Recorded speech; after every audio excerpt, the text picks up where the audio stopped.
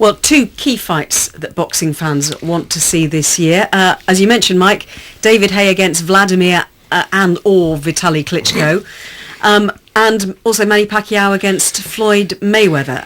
But WBA champion David Haye spoke to 5 Live last week, and this is what he had to say about the prospects of a fight with Vladimir. It's off. It's not on at all. I can't fight. The fight is on, and it's July the 2nd. I don't know. Well, we haven't signed for anything. I can't physically wait until July 2nd because I have to fight my mandatory challenger. So the fight can't happen. He knows that. We agreed all the terms, and in the last thing he said, right then, I'm going to fight Jerry Chisora. Mm-hmm. So that's it. Once he said that, the fight's off. He knows that, and then he does this trying to save face a little bit, trying to say, okay, I'm going to fight you in July 2nd. The fight it's impossible to happen on that date. So, I know I've done it. I can look in the mirror and know that I've done everything in my power to give the fans what they wanted. Well, Mike, what's the latest with the possibility of a Haye-Klitschko matchup? Well, it's looking very distant. Just this week, Vladimir Klitschko has been saying that Haye's a liar and that there is still a chance of reviving the fight at some stage this year. But there has been an important development this week from the United States. And Main Events, the huge promotional company, one of the most successful over the last 3 decades or more, promote a Polish-American guy, Tomasz Adamek. And he's got a very similar profile to Haye. He's got a huge following back home. He's moved up through the weight divisions.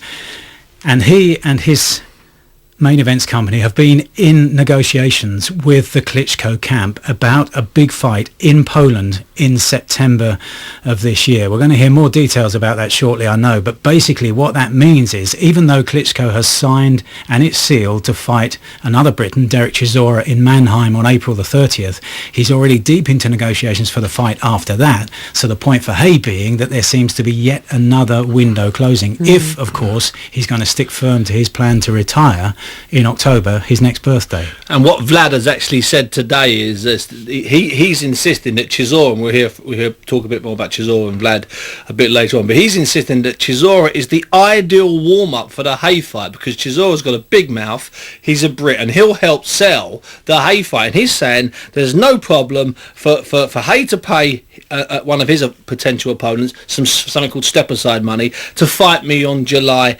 2nd. And he's saying I don't need half a year to train for David Haye like David Haye's claiming he needs to train for me. So even though he's got the Adamek fight out there, Mike, you have a feeling they haven't closed all so I think they're open to offers, let's put it that way. Absolutely, but when David Haye is saying how can you expect Vladimir Klitschko to return to the ring within 9 weeks when you look at his previous history, then he has a point. Great point. And everything that these two brothers do inside the ring and out has a safety first air about it. And so to expect one of them to fight again within 9 weeks, and maybe they are dismissing Chisora as a challenger who's going to mount very little in terms of a challenge, but who's to say that the fight doesn't turn out to be harder than he and many others expect it to be? We were getting the feel at the press conference today from Chisora and his promoter Frank Warren that maybe he's going to make it a bit rough, try and get in close to him and unruffle. Make it dirty. Yeah. See, what happens with the Klitschkos, Ellie, is that they go 8 and 9 and 11 and 12 rounds, and they stop their opponents. They invariably stop all of their opponents. They've only been the distance a couple of times and about 100 fights between them.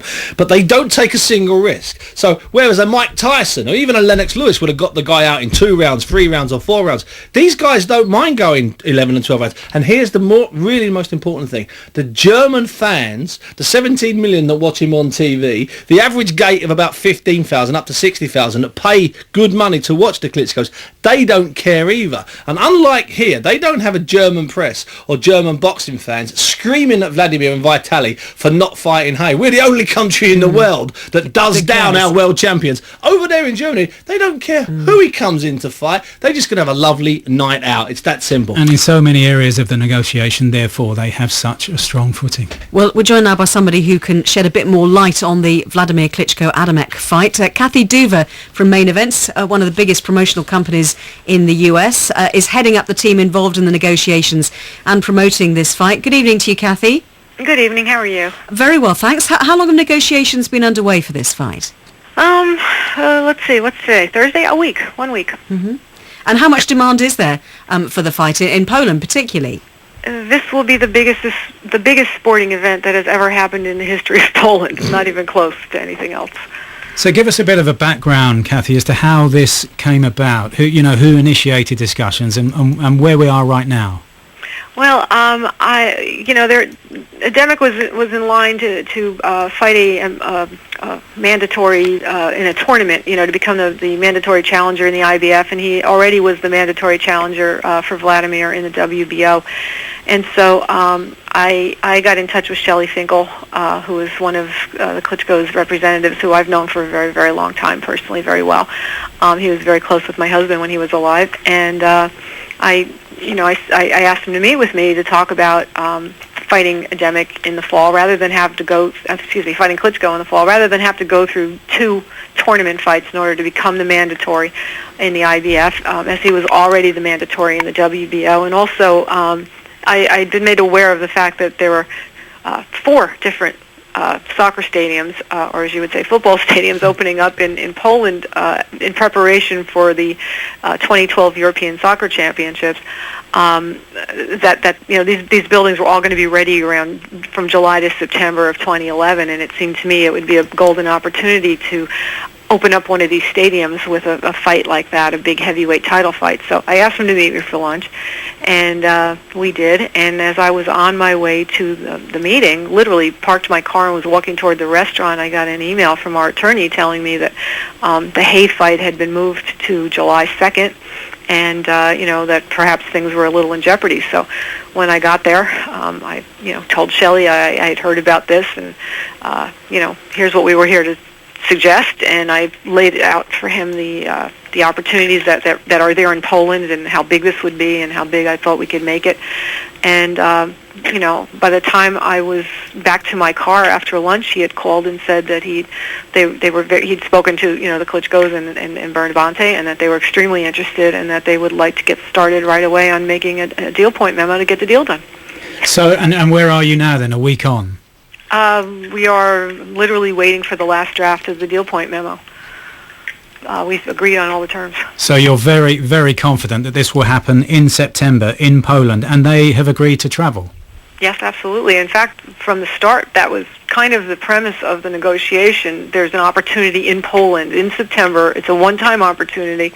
Once these stadiums are open and the soccer championships are going on, it just doesn't have quite the buzz. It's also... We are in a position now where we know we can offer pay-per-view for the first time ever in Poland as well. So the convergence of the pay-per-view and the stadium opening up, it's just too good to pass on. Kathy, is there a suggestion that this might get Vladimir back on American TV and therefore may reintroduce heavyweight boxing to the American public? Yes, and that's one of our big goals here. My company handled Lennox Lewis throughout his entire career. We also worked with Evander Holyfield for the first part of his career, and a little bit later on after he had been champion. We had a long history with the heavyweight championship. I was the publicist back then when my husband was alive. Worked with Lennox and Evander, and in my view, that is not just my view, it is the most iconic title in all of sport. It's supposed to be a very big deal, and I have a hard time accepting that a heavyweight title fight is not a big pay-per-view event in the United States anymore. So my goal with Adamek, right from the start when he came to us, was to introduce him to the American boxing fans, make him a big star in the United States, and then be able to reintroduce him to Poland, which is what we're doing now. HBO has let us know that they've let me know anyway that as far as Adamek is concerned, they would like him against one of the Klitschko brothers or David Hay, that they would buy his fight against any of them, even if it was in Europe. And I actually had tried reaching out about 10 different ways for David Hay's people, and no one has ever given me the courtesy of a return call, unfortunately, because I would have loved to have brought Adamek to to England to fight Hay, but and put it on American TV, or better, bring Hay to the United States and introduce him here, because Adamek, he sells out a 10,000 seat arena that we have in Newark, and that arena can be expanded to 20,000 seats if the right event came along. So it's a shame that he never connected with us, but at this point, we've got a really great opportunity in the fall. So to Adamek's credit, he said, "I'll fight either Klitschko. I don't care which one it is. Just make the fight for me." So this is interesting that David Hayes people have not been very cooperative with you, Kathy, because I mean, we kind of think that he ought to be a big draw, really, because he's personable, he's attractive, he's articulate, and he's a good fighter. He should be. You're right, and I don't understand. I was when he won the title, I was really encouraged and immediately tried to reach out and got no response, and then literally got to the point where I was like meeting people who I know knew Adam Booth and said, would you tell him I'm trying to reach him, please? Here's my number. And I know several of them let him know. I know for a fact several of them did. And wow. What can I tell you?